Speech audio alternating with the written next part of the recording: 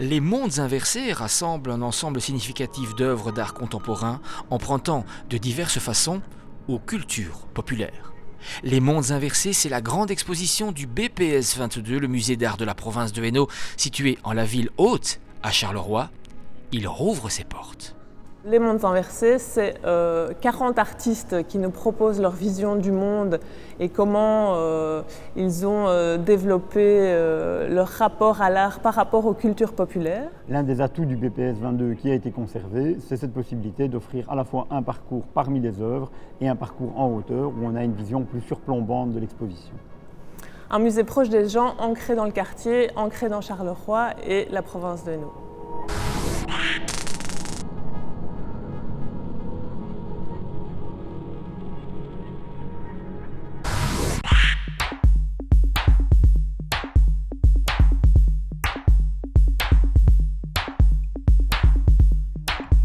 Cette exposition plonge le visiteur dans un univers d'images fantomatiques qui surgissent puis disparaissent du regard sous des effets d'ombre et de lumière. Les images ne se dévoilent que si le visiteur s'y attarde, laissant apparaître des phénomènes mystérieux ou des passages inexplorés.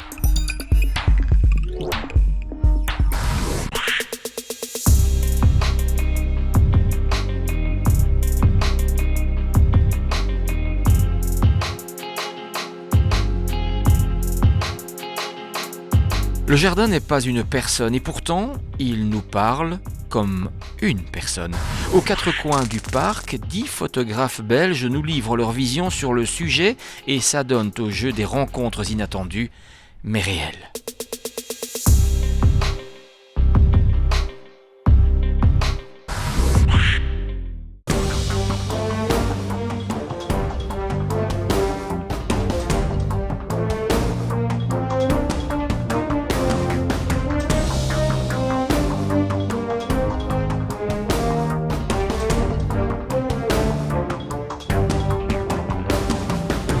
À travers différentes représentations, venez découvrir comment la tradition de l'image de Saint-Georges et la connaissance historique que nous en avons offrent le singulier privilège d'être un puissant moteur de l'imaginaire.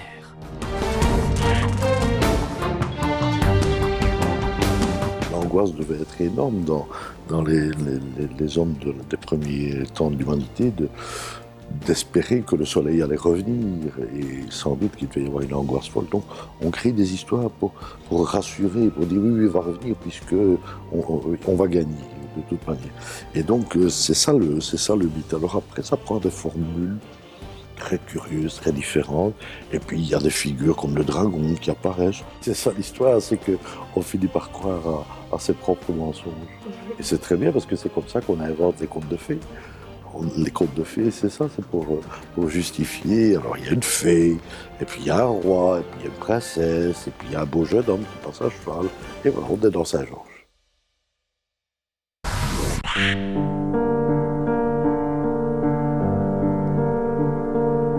De la dispute entre Arthur Rimbaud et Paul Verlaine, au coup de feu qui fut à l'origine du procès judiciaire à l'encontre de ce dernier, en passant par la prison de Mons où Verlaine séjourna, l'exposition tient à rendre à ce grand poète une part de ce qu'il a donné aux écrivains et à la littérature.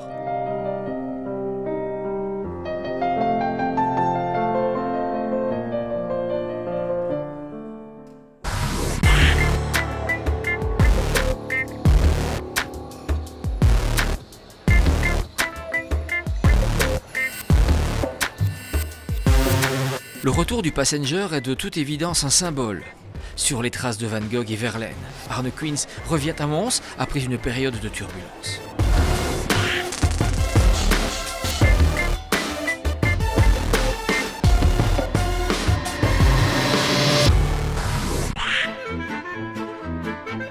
Une femme entre dans l'obscurité sur un plateau, dénudée.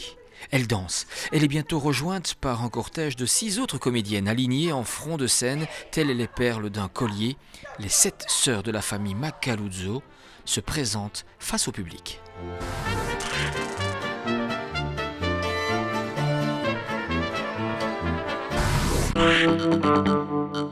Anne Masson et Éric Chevalier associent leur démarche depuis des dizaines d'années. Tous deux praticiens du textile, ils en interrogent la conception à travers une approche expérimentale de la matière, sans a priori sur le résultat. Chevalier maçon, des choses à faire. Alors le titre déjà est assez énigmatique. Eh bien, commençons par Chevalier maçon. Anne Masson et Éric Chevalier sont des designers textiles. Donc il s'agit d'une exposition qui parle de textile, ce qui est assez rare. C'est vrai qu'on ne parle pas souvent de textile dans les musées. Et quand on en parle, c'est souvent pour faire la promotion de toute une série de textiles innovants. On appelle ça les textiles intelligents, toutes ces nouvelles fibres qu'on découvre, qui sont très techniques et qu'on exploite de mille et une façons. Eh bien ici, on ne parle pas du tout de ça. Anne Masson et Éric Chevalier sont vraiment deux artistes qui travaillent un petit peu à contre-courant de toutes ces tendances-là. Et c'est pour ça que le titre des choses à faire parle d'une valeur qu'on oublie un petit peu dans l'art contemporain ou dans la culture en général, c'est le faire. Alors l'art, c'est vrai qu'à partir des années 60, c'est un petit peu dématérialisé, dire qu'on fabrique, qu'on réalise des choses sont des questions qui sont devenues un petit peu désuètes, alors que pour Chevalier maçon, c'est vraiment tout le processus de fabrication qui est important. Cette exposition est très très généreuse parce qu'elle explique vraiment comment, à partir d'une idée, on développe, on cherche, on expérimente, on fabrique et on arrive à un résultat qui vous le verrez, est d'une poésie incroyable.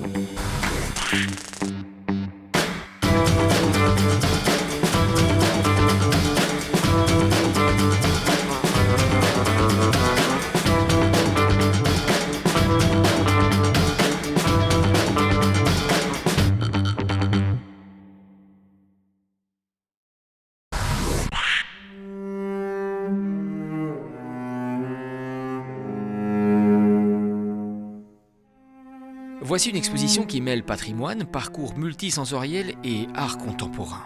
Elle aborde la problématique de la cécité dans les arts plastiques selon 3 axes. La vie et l'œuvre de Cécile Douard, les travaux de plasticiens mâles ou non-voyants et une sélection d'artistes contemporains inspirés par la thématique.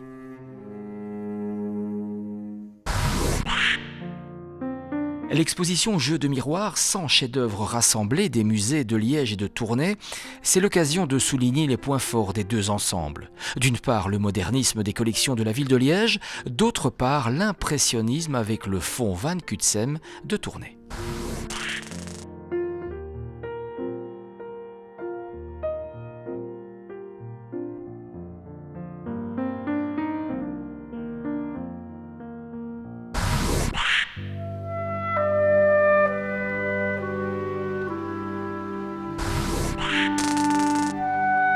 Fontenoy, 11 mai 1745, l'armée française du maréchal de Saxe livre bataille aux Alliés venus libérer la ville et la citadelle de Tournai.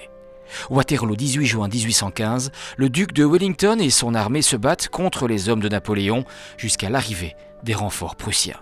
De Fontenoy à Waterloo, une exposition exceptionnelle.